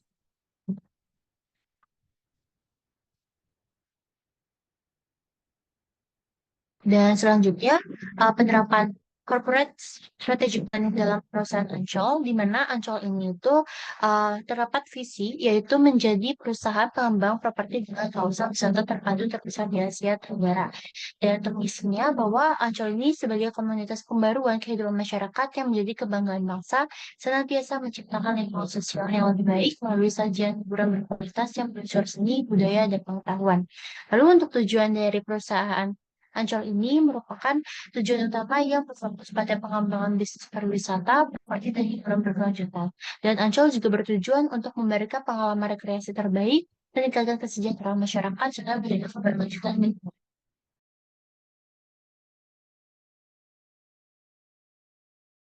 Next. Oke, selanjutnya masih dalam corporate strategic planning. Ancol sendiri memiliki tujuan organisasi yaitu menjadi destinasi wisata terkemuka di Indonesia dan Asia Tenggara. Terus ia juga meningkatkan jumlah pengunjung dan pendapatan, memberikan pengalaman rekreasi yang beragam dan berkualitas, juga berkontribusi pada pembangunan pariwisata Jakarta. Lalu untuk kemampuan organisasi, Ancol tuh memiliki lokasi strategis di tepi pantai Jakarta. Mereka juga punya beragam atraksi wisata di pinggir pantai, taman rekreasi, wahana air, dan lain-lain.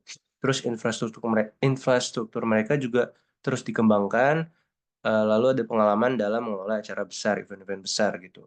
Nah, untuk peluang pasar sendiri, Ancol itu memiliki pertumbuhan kelas menengah di Indonesia. Lalu peningkatan minat masyarakat juga terhadap rekreasi dan hiburan. Terus potensi wisata domestik dan internasional dan perkembangan teknologi dapat dimanfaatkan untuk meningkatkan layanan dan pengalaman pengunjung gitu, peluang-peluang pasar pada wisata Ancol. Nah, untuk tantangannya sendiri itu ada persaingan dengan destinasi wisata lain seperti kalau di Jakarta tuh ada Taman Safari gitu di Bogor. Terus perubahan tren dan preferensi konsumen, kadang ada konsumen yang pengen naik wahana, kadang ada yang pengen ke jalan-jalan ke wisata alam gitu. Jadi berubah-ubah. Terus isu lingkungan karena si Ancol ini juga dia berada di tepi pantai, jadi memungkinkan Ancol ini menimbulkan masalah sampah laut gitu. Terus itu di bawah tuh kondisi perekonomian yang tidak menentu. Next. Oke, selanjutnya untuk marketing strategi Ancol, itu dibagi menjadi 3, ada strategi pemasaran, segmentasi pemasaran, dan penargetan, terus diferensiasi dan pemosisian.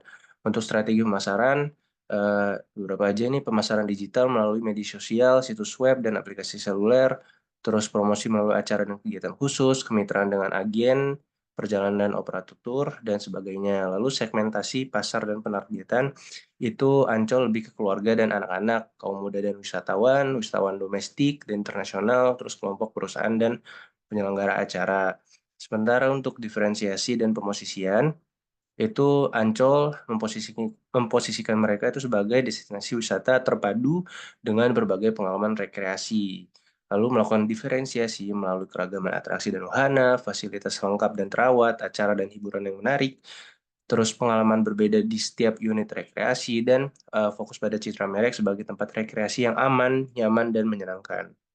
Next. Oke, selanjutnya analisis microenvironment-nya. Jadi untuk yang company-nya tentunya Dufan-nya sendiri, terus suppliers-nya itu kayak pemasok wahana permainan, pemasok bahan baku makanan dan minuman seperti restoran atau kafe yang ada di sana, terus pemasok jasa keamanan dan kebersihan, terus pemasok teknologinya juga kayak buat sistem tiket atau sistem informasinya. Terus, untuk marketing intermediaries-nya itu kayak agen perjalanan baik online ataupun offline, terus platform e-commerce kayak tiket.com atau Traveloka, hotel dan akomodasi di sekitar Ancol, media massa dan influencer untuk promosi. Terus customers-nya itu, konsumen individu atau keluarga dengan tujuan rekreasi, hiburan, atau liburan. Terus sekolah atau lembaga pendidikan untuk kunjungan edukasi atau study tour, perusahaan untuk acara gathering, outing, atau insentif karyawan, dan wisatawan domestik atau mancanegara. Terus untuk publics-nya, untuk pemerintah sendiri itu contohnya kayak regulasi pariwisata, izin operasional, kebijakan lingkungan, terus ada juga masyarakat lokal, yaitu warga sekitar Ancol, komunitas, atau LSM lingkungan juga bisa. Terus kalau medianya itu kayak liputan berita, ulasan, atau opini publik. Kalau investornya itu pemegang saham, dan analisis keuangan. Next.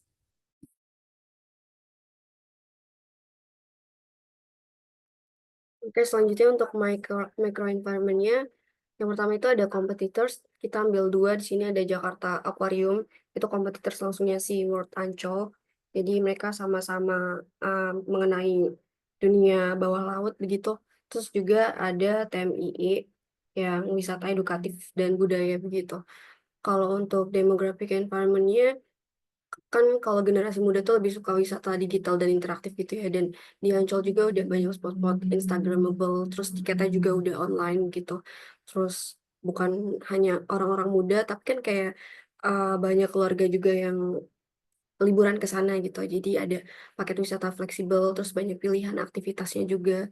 Mengenai diversity tuh udah ada wisatawan muslim, asing, dan juga dari luar kota juga.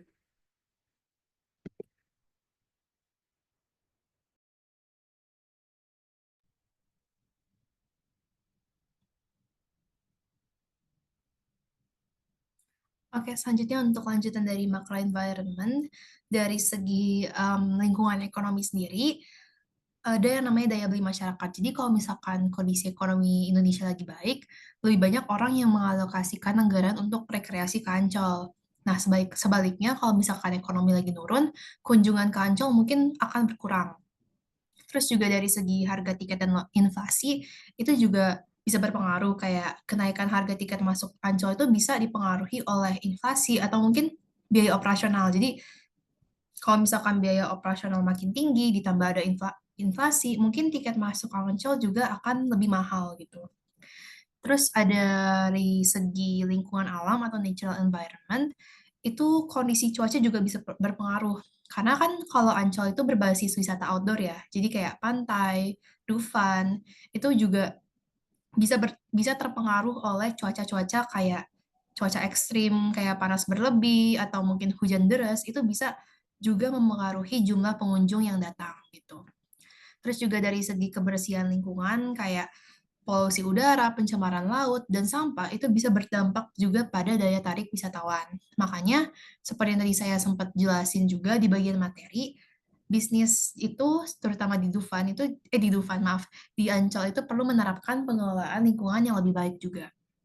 Terus juga dari segi technological environment, itu Ancol sendiri menerapkan sistem tiket digital. Jadi mereka menerapkan sistem pemasangan tiket online dan pembayaran yang cashless juga untuk meningkatkan efisiensi dan kenyamanan pengunjung.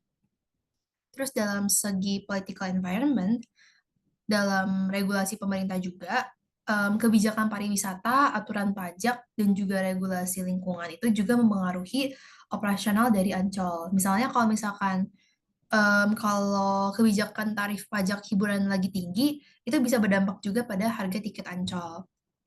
Terus juga dukungan pemerintah. Jadi program pengembangan pariwisata dari pemerintah DKI Jakarta, terus juga dari Kementerian Pariwisata itu juga bisa mendukung pertumbuhan Ancol.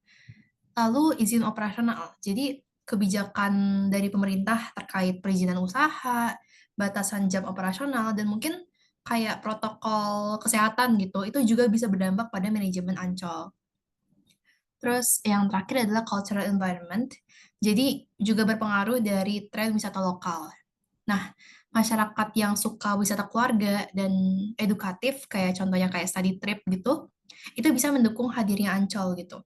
Karena Ancol sendiri itu menyediakan wahana seperti kayak Fauna Land, Ocean Dream Samudra, itu bisa mendukung ekspektasi dari masyarakat yang suka jalan-jalan edukasi gitu, atau mungkin wisata keluarga biasa.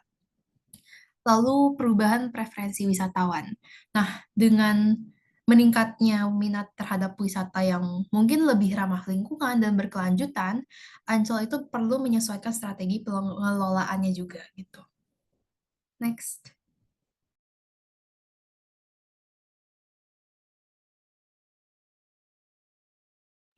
Oke, selanjutnya kita memasuki SWOT-nya Ancol. Jadi untuk strength-nya itu, yang pertama itu destinasi wisata ikonik di Jakarta dengan lokasi yang cukup strategis dengan akses ke pelabuhan secara langsung. Kemudian menawarkan wahana hiburan yang lengkap, edukatif, serta berbasis teknologi. Kemudian wahana dan atraksi yang tersegmentasi untuk berbagai kalangan. Terus SDM yang kompeten, handal, dan terlatih, serta komitmen terhadap kualitas. Yang terakhir itu dukungan dari pemerintah daerah sebagai tempat wisata yang paling difavoriti oleh masyarakat ini. Kemudian untuk weaknesses-nya. Jadi yang pertama itu ada faktor keamanan dan kebersihan yang masih kurang untuk di Ancolnya. Karena itu dari masyarakatnya sendiri dan pengontrol dari Ancolnya mungkin masih agak kewalahan terhadap hal tersebut gitu. Kemudian harga tiket yang masih bisa terbilang mahal. Kemudian proses reklamasi tanah yang cukup memakan waktu. Kemudian portofolio PT Pembangunan Jaya Ancol, Ancol sendiri belum optimal di wilayah Ancolnya. Kemudian yang terakhir itu manajemen atau pimpinannya kurang tanggap dalam menangani masalah yang paling kecil kayak tadi. Mungkin kebersihannya masih kurang gitu. Oke, jadi yang ketiga kita memasuki opportunities. Jadi yang pertama itu ada tempat rekreasi standar internasional dan ikon wisata unggulan. Jadi bisa dipakai kayak buat tahun baruan atau mungkin ngedate atau ngepacar atau mau keluarga dan yang lain-lain. kemudian keanekaragaman pengunjung lokal dan mancanegara. Kemudian lahan di Jakarta yang masih bisa dikembangkan. Kemudian masyarakat konsumtif yang ingin menikmati hiburan, dan yang terakhir itu ada kerjasama kuliner dengan pengusaha kafe, pokoknya F&B lah. Terus selanjutnya kita masuk ke threats. Jadi yang pertama itu tingkat rivalitas dengan kompetitor seperti Universal Studio atau Disneyland. Mungkin emang bisa dibilang kompetitornya itu lebih besar dibanding Ancol karena ini udah mencakup internasional ya, kalau yang Universal Studio sama Disneyland. Dan mungkin Ancol butuh waktu yang cukup lama untuk memasuki spot yang sama gitu. Terus selanjutnya ada kekuatan tawar-menawar pembeli karena harga yang dianggap tinggi ya. Sudah jelas kayak mungkin di Universal Studio Disneyland jajanannya bisa terbilang mahal, tapi kualitas yang diberikan kedua tersebut mungkin bisa dibilang lebih baik dibanding Ancol gitu. Kemudian kondisi sosial politik yang tidak menentu dan itu mempengaruhi pariwisata.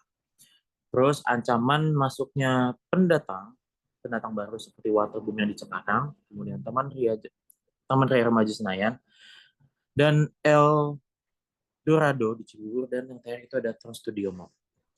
Kemudian yang terakhir itu ada tekanan dari produk pengganti seperti TMII atau Taman Safari atau Kebun Binatang Ragunan, dan yang terakhir itu ada Kebun Raya Bogor. Next.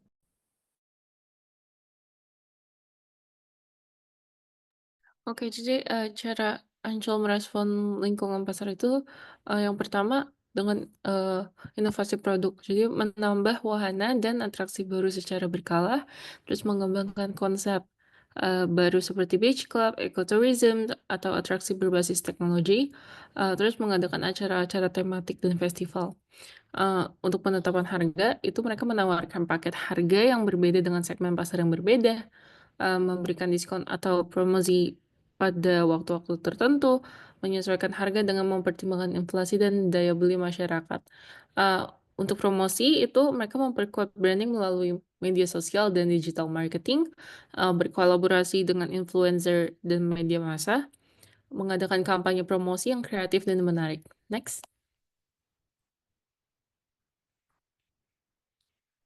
Selanjutnya untuk distribusi, mereka memperluas kerjasama dengan agen perjalanan dan platform e-commerce, terus mempermudah proses pembelian tiket online, dan menawarkan transportasi yang nyaman dan terjangkau ke Ancol. Untuk customer service-nya, mereka meningkatkan kualitas layanan dan fasilitas di seluruh area Ancol, menyediakan informasi yang jelas dan mudah diakses, dan menanggapi keluhan pelanggan dengan cepat dan efektif.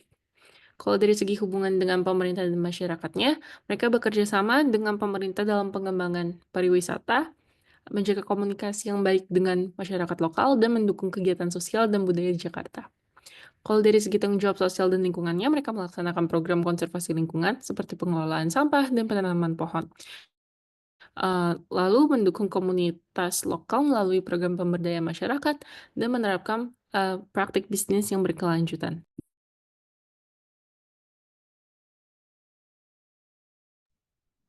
Oke, untuk materi dan studi kasus sudah berakhir di sini. Sekarang kami akan coba menjawab pertanyaan-pertanyaan dari teman-teman yang udah di-upload di Mas ya. Next. Oke, untuk pertanyaan pertama dari kelompok 1, Netflix awalnya merupakan layanan rental DVD sebelum bertransformasi menjadi platform streaming global dengan strategi pemasaran berbasis data dan personalisasi konten. Dalam perjalanannya, Netflix juga mulai memproduksi konten original untuk memperkuat daya saing dan diferensiasi merek. Bagaimana strategi pemasaran ini berubah seiring dengan perubahan strategi dari Netflix? Bagaimana strategi pemasaran ini berperan dalam perencanaan strategis perusahaan saat beralih ke model bisnis streaming? Nah, dari kami jawabannya adalah mungkin dari konteks awalnya dulu bahwa di tahun 1999 itu Netflix itu bikin yang namanya layanan langganan. Jadi ini tuh dengan harapan mereka bisa menghilangkan biaya-biaya keterlambatan dari customer-customernya yang sebelumnya itu merupakan customer rental DVD Netflix gitu.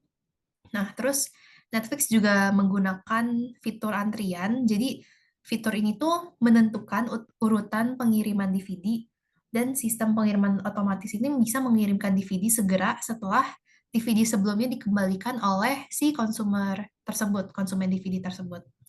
Itu pas tahun 1999. Tapi sekarang, seiring berjalannya waktu, berkembangnya Netflix, sekarang itu Netflix itu menggunakan marketing yang berbasis data atau data-driven marketing. Nah, data-driven marketing ini sekaligus bisa membangun loyalitas pelanggan gitu, menggunakan algoritma rekomendasi yang canggih juga ya. Kalau mungkin kita pengguna Netflix kan biasa di layar depannya kita bisa lihat kayak direkomendasikan untukmu gitu misalkan. Terus juga mereka juga ada yang namanya konten-konten eksklusif atau kayak serial-serial atau film yang cuma ada di Netflix, nggak ada di platform lain. Nah, ini juga bisa membangun loyalitas dari pelanggan Netflix tersendiri gitu. Terus juga tadi mereka juga menggunakan strategi promosi yang menggunakan data atau data analisis untuk tadi algoritmanya, dan juga yang terakhir adalah memperluas jaringan melalui kemitraan dengan perangkat lain, kayak contohnya Apple TV atau TV-TV atau platform lainnya gitu. Next.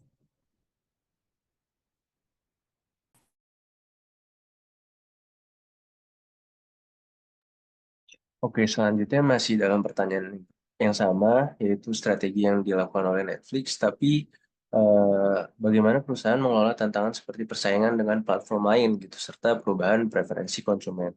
Nah, ini jawabannya agak mirip gitu ya. Jadi menurut kami Netflix itu mengatasi persaingan dan perubahan preferensi konsumen itu dengan berbagai strategi. Salah satunya tadi itu menggunakan data dan algoritma untuk merekomendasikan konten yang sesuai dengan minat pengguna sehingga pengalaman menonton itu jadi lebih personal. Selain itu juga Netflix itu fokus memproduksi konten orisinal seperti series Stranger Things dan Squid Games gitu yang nggak bisa kita temukan di platform lain sehingga membuat pelanggan tetap melakukan langganan. Mereka juga menawarkan berbagai paket langganan termasuk opsi yang lebih murah dengan iklan gitu agar lebih banyak orang bisa mengakses layanan mereka. Selain itu juga Netflix itu terus memperluas pasar global dengan memproduksi konten-konten lokal gitu kan, banyak Netflix Korea, Netflix Indonesia segala macam gitu agar lebih relevan dengan audiens di masing-masing wilayah.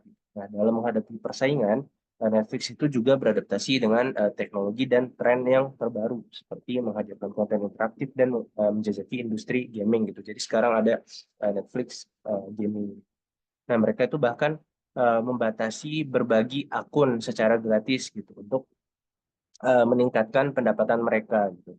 Dengan strategi-strategi ini, itu Netflix tetap bisa bersaing dan menyesuaikan diri dengan perubahan kebiasaan menonton konsumennya atau preferensi konsumennya. Next.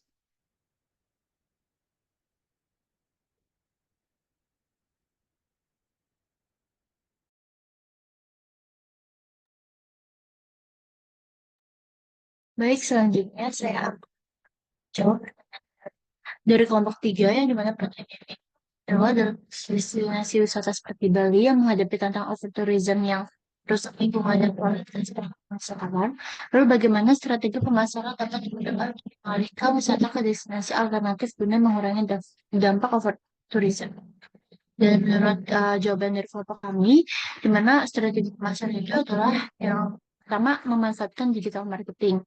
Jadi seperti pada umumnya bahwa daerah-daerah yang kurang terkenal itu tuh bisa menggunakan atau melakukan kampanye digital di berbagai media sosial kayak misalkan TikTok, YouTube, Reels di Instagram ataupun di Facebook. Yang mana di sini tuh kita bisa membuat konten yang menarik seperti misalkan dengan clickbait hidden games destination yang mana kita juga bisa berkolaborasi dengan bekerja sama dengan influencer ataupun travel blogger yang mana bisa mempengaruhi dan menarik para pelanggan untuk bisa datang ke tempat-tempat daerah yang belum terkenal tersebut sehingga untuk bisa mengalihkan adanya overtourism yang ada di Bali. Dan lalu yang kedua itu bekerja sama dengan agen perjalanan dan hotel, di mana di sini tuh kita bisa daerah-daerah yang kurang terkenal ini bisa mendorong agen perjalanan untuk bisa menawarkan paket wisata yang mencakup destinasi alternatif dalam rute perjalanan utama mereka. Sehingga daerah-daerah tersebut tuh bisa juga dikenali sama para pengunjung yang tertarik untuk bisa datang ke tempat wisata yang baru. Lalu yang ketiga itu meningkatkan promosi dan program loyalitas, di mana daerah tersebut itu bisa membuat diskon paket wisata bagi para pengunjung baru sehingga itu tertarik untuk bisa datang ke sana. Apalagi orang-orang yang suka traveling itu kan pasti ingin mengeksplor tempat baru. Sehingga kalau misalkan ada ya diskon paket wisata bagi para pengunjung baru, maka bisa menarik para traveler tersebut. Dan juga bisa memberikan insentif bagi para pengunjung lama, terutama di luar musim ramai. Sehingga bisa kayak misalnya memberikan diskon tambahan ataupun bisa memberikan layanan tambahan terhadap para pengunjung lama. Next. Ke pertanyaan selanjutnya dari Fatia kelompok 4. Pertanyaannya, dalam bisnis yang saat ini berfokus terhadap sustainability, bagaimana industri hospitality di Indonesia dapat menggunakan pendekatan 4C untuk meningkatkan kesadaran pelanggan tentang dampak lingkungan dan sosial tanpa mengorbankan profitabilitas? Yang pertama, dari segi customer atau pelanggan, industri hospitality perlu mengedukasi pelanggan tentang praktik sustainability melalui informasi yang transparan dan storytelling yang menarik, serta mempersonalisasi pengalaman mereka dengan menawarkan opsi ramah lingkungan dan program loyalitas untuk mendorong partisipasi dalam inisiatif sustainability tanpa mengurangi kenyamanan. Selanjutnya, dari segi cost atau biaya, efisiensi operasional melalui audit energi dan air, investasi pada teknologi hijau dan pengelolaan sampah yang baik dapat mengurangi biaya, sementara pengadaan berkelanjutan dengan membeli bahan baku lokal dan produk ramah lingkungan tidak hanya mendukung lingkungan, tetapi juga dapat dikomunikasikan sebagai nilai tambah kepada pelanggan. Selanjutnya, dari segi convenience atau kemudahan, industri hospitality harus menyediakan aksesibilitas informasi yang mudah melalui situs web dan aplikasi, serta menawarkan kemudahan berpartisipasi dalam program sustainability dengan menyediakan stasiun daur ulang dan pilihan yang nyaman, serta mengintegrasikan solusi digital seperti check-in tanpa kertas untuk mengurangi dampak lingkungan. Yang terakhir ada dari si communication atau komunikasi. Jadi kampanye pemasaran yang berfokus pada dampak positif inisiatif sustainability, kemitraan dengan LSM dan pemerintah, penggunaan media sosial untuk berbagi konten relevan, dan pelaporan sustainability tahunan akan membantu membangun kesadaran pelanggan dan menunjukkan komitmen industri hospitality terhadap praktik bisnis yang bertanggung jawab tanpa mengorbankan profitabilitas. Next.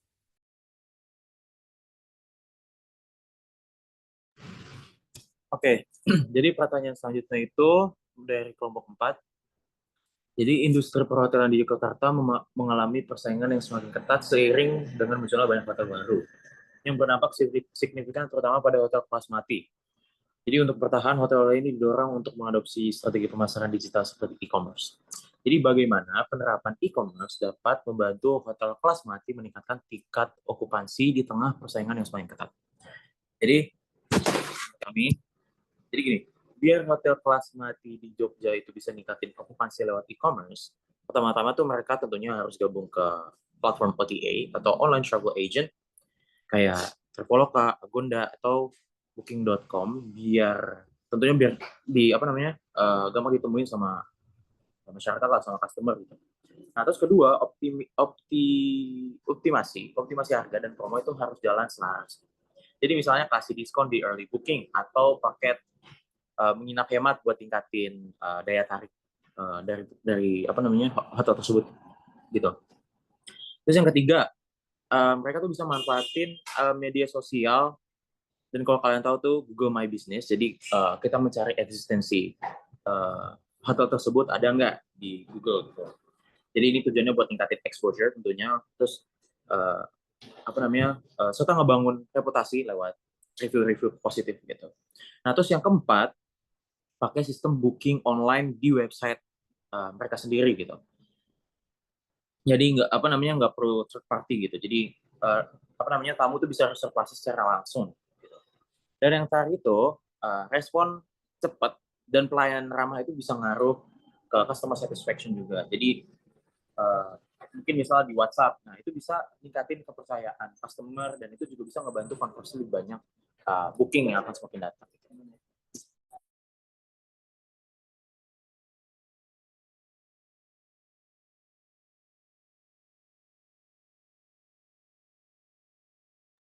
Oke, selanjutnya ada pertanyaan dari kelompok 5. Pertanyaannya itu, saat ini banyak perusahaan yang melakukan personalisasi layanan melalui cookies. Kemudian, bagaimana perusahaan dapat menyeimbangkan antara personalisasi layanan dengan tetap melindungi privasi pelanggan? Apakah ada standar atau capaian tertentu yang bisa digunakan sebagai tolak ukur? Iya, jadi gimana cara menyeimbangkan antara privacy dan juga personalisasi? Yang pertama itu dengan transparansi. Jadi kita kasih tahu pelanggan data apa yang dikumpulin dan bagaimana digunakannya. Terus kemudian kita kasih pilihan buat pelanggan itu mau ikut atau tidak dalam sistem personalisasi ini. Juga dengan data security. Jadi kita pakai sistem-sistem keamanan buat melindungi data pelanggan gitu. Ada juga undang-undang perlindungan data pribadi yang sebenarnya udah mengatur mengenai ya, perlindungan data pribadi gitu ya, mengenai legitimasi gitu, tujuan spesifik pengumpulan datanya itu untuk apa dan harus dilakukan secara sah dan juga transparan gitu. Terus juga mengenai keamanan kayak ya kita harus benar-benar melindungi dari data itu dari pemrosesan yang tidak sah atau yang melanggar hukum gitu. Karena kalau dilanggar ya bakal ada sanksinya gitu. Baik, sepertinya ini pertanyaan yang terakhir. Oke, terima kasih kelompok 2. Berikan applause buat kelompok 2. Kita masih ada sekitar 45 menit ya. Mungkin kita langsung masuk ke sesi breakout room. Akan saya buka breakout room-nya. Kemudian mohon bergabung ke masing-masing breakout room dan mungkin bisa semacam preliminary ya, menyampaikan yang sudah visit ke desa wisata bisa menyampaikan mungkin kesan pertamanya, sedangkan bagi yang belum mungkin bisa menyampaikan rencana visit ke desa wisata. Mungkin saya stop recording dulu.